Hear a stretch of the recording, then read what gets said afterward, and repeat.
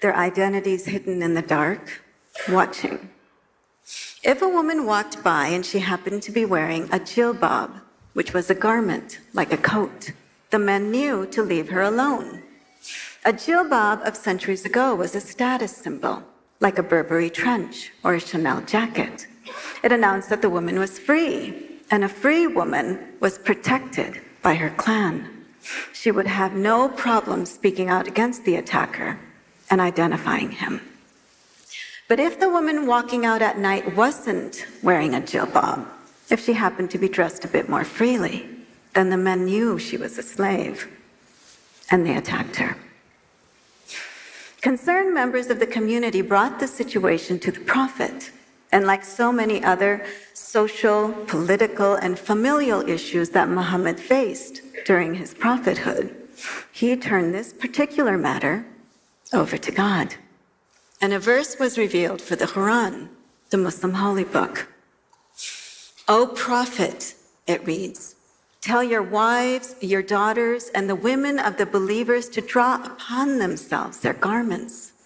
This is better, so that they not be known and molested." Basically, the verse advises that all women dress similarly, so that they can't be picked out from one another, zeroed in on, and attacked.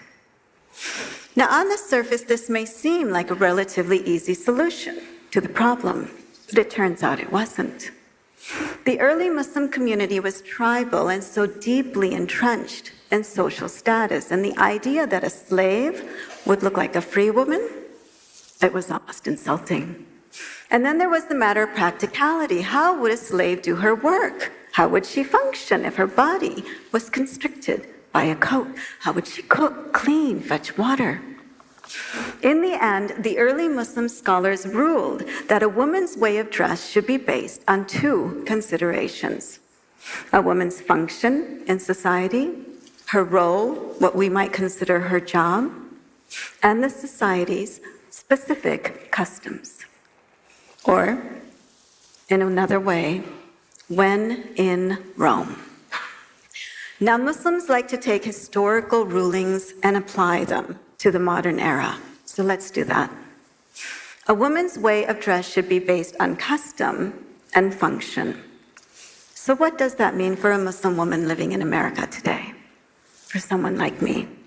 First, it means that I have a function, a role in society, a contribution that I can make.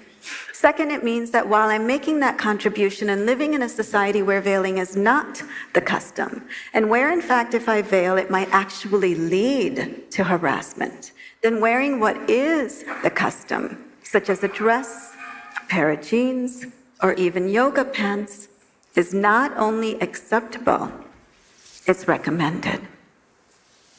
But wait, could that be right?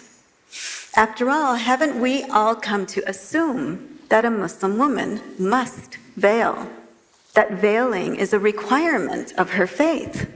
There's even a term that we've all come to associate with the Muslim woman's veil, an Arabic term that we've all heard used whether or not we've been aware of it: hijab. So maybe I missed it. Maybe the requirement that a woman veil is in a different part of the Quran. For those of you who don't know, the Quran consists of 114 chapters. Each chapter is written out in verses, like poetry. There are more than 6,000 verses in the Quran. Of the 6,000 plus verses, 3 refer to how a woman should dress. The first is the verse I've already told you about. The second is a verse that directly speaks to the Prophet's wives, asking that they begin to dress a bit more modestly because of their role, their function in society as his wives. And the third verse is similar to the first in that it was revealed in direct response to a historical situation. Early records show that the custom, the fashion during the pre-Islamic era was for women to wear a scarf on the head called a khimar, which would be tucked behind the ears and allowed to flow behind the back. In the front, a woman wore a tight vest or a bodice, which she left open exposing her breasts. Sort of like the images you see in Game of Thrones. When Islam spread through the Arabian Peninsula, a verse was sent down asking that women use this scarf or any other garment to cover the breasts. And that's it. That's basically all there is in the Quran concerning how a woman should dress. Turns out, God doesn't give a bullet point of all the parts on a woman's body that he wants hidden from view. And in fact, it might be argued, and it is argued,